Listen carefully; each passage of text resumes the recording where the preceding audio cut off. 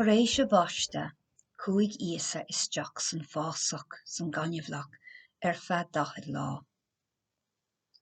D'fhan sé ann ag guí agus ag déanamh podar agus ag éisteach le dia. Bhí sé ag iarraidh fáil amach cad a bhí in ann dó. Níl mórán le nithe san phásach, níl mórán le nól. Rinne Íosa trosca nuair a bhí sé ann. Nuair a bhí na 10 lá beag nach thart, tháinig an díomháil chuig Íosa. Bhí ocras ag Íosa an am sin. Ó, san díomháil. Ocras ort an bhfuil. Well, Íosa, is tos amach dé.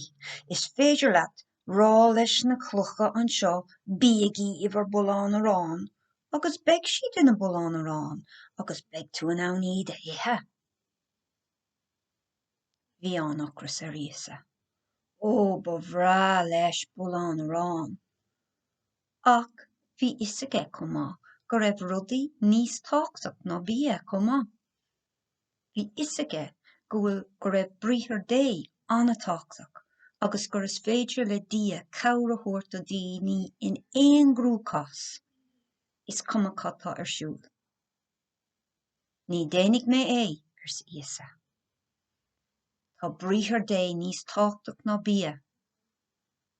An dara uair tháinig an díomháil ar ais chuige. Thóg an díomháil Íosa gur bár an teampall, agus nuair a bhí siad suas an áirde, bhí siad in ann féachán síos siar ó thaobh an teampall.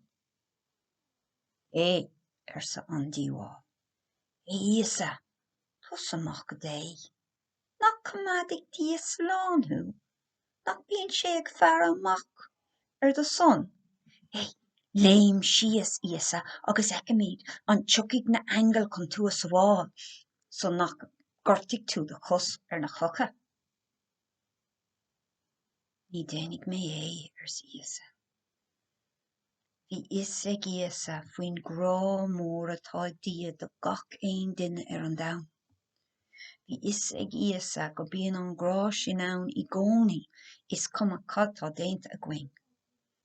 Ní ceart nó cóir taistáil a dhéanamh ar dia. An tríú uair tháinig an díomháil ar ais arís chuig Íosa. Íosa, san díomháil, béach timpeall ort.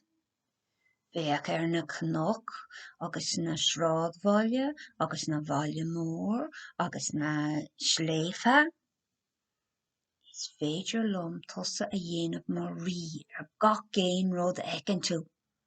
Just té síos ar do glún agus túair ómós domsa. Ní déananig mé é ars Íosa.